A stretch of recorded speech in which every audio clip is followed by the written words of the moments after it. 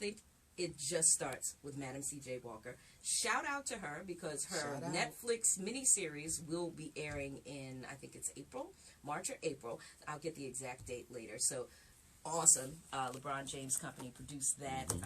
Octavia Spencer is in it. Blair Underwood is in it. So it's going to, and Tiffany Haddish is in it. So it's going to be really good to see her story. But some people think it just starts there. No. Well, how about this? She worked for someone by the name of Annie Malone.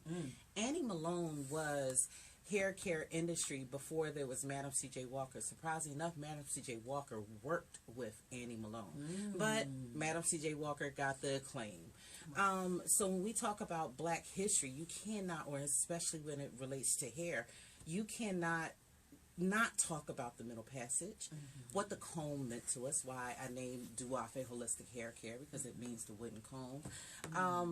And the tools that was taken from us, so we wasn't able to honor our aesthetics. So there was a time that with our hairstyle, you knew someone's social status, you knew if they were married, you knew if the men would wear hairstyles to adjust their family, that they were going to war, and let them know that I may not be coming back. So hair was so significant in our culture. You knew what tribes people came from. Coming here, being enslaved, the whole goal of enslaving somebody is to leave them in a state of confusion, to pull them away from everything that they knew. So while we were enslaved, they will shave off our hair, whether it be female or male. And with them shaving off our hair, it forced us not to know who we were. We didn't know what culture we came from. We wasn't able to communicate properly. We wasn't able to use our language. And aesthetics was a large part of the Willie Lynch piece. Please explain for anybody who's listening who never heard of Willie Lynch. And by the way, if you're just tuning in, it is Hip Hop 1039. We're talking about the history of Black hair. If you have questions, if you're a stylist, or if you're just curious about our topic, please feel free to call in 215-263-1039.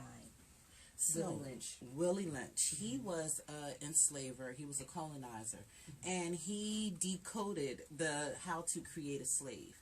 And his thing was, we're going to put everybody against each other. We're going to put the light against the dark. We're going to put the men against the women, the young against the old. His goal was to create so much confusion that the only thing that you would cling to, the only thing that had validity, was your enslaver.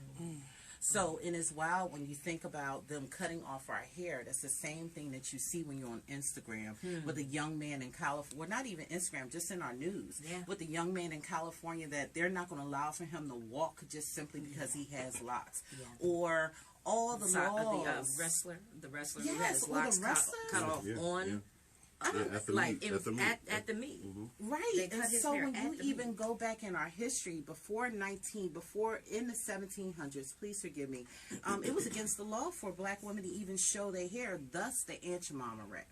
And, they thought that they could hold us down, but, depending upon your status, your rap looked like Aunt Your Mama, or it was elaborate and beautiful.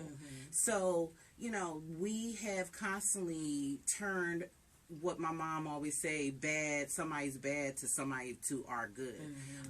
It's so important that you learn your history. I am not trying to beat it over your head. I teach it simply in a very empathetic way, because too often we don't understand why we want to look a certain way, why we value certain complexions and hair textures. We don't understand the history, so we're just bopping around doing what we do, but you have to understand where it came from, because it allows for you to learn your authentic self and be more bold in how you want to show up. Let's talk about that. Donovan, you have any comment? No, I mean, I think at the end of the day, especially, coming from the Caribbean, our locks represents our journey. And so cutting off the locks is cutting off the journey. It's just that simple. It's really that simple. So when you look at a Rasta and you see the Rasta and he has his locks all the way down to, to his ankles or whatever, his journey's been long, his commitment's been long, and his way of life also is something that he takes as highest priority. And so your journey is your way of life. Your way of life is based off of your beliefs. It's so important. And in order for someone to be totally devoid of all of this, right, you must cut off the roots, right? Pun intended. So really, it's not much to say. You're right on point with it. Yeah. You know what I mean? Okay. All right. Let's talk about the styles now. let me go back to the 70s. Because prior to Afro. the 70s, that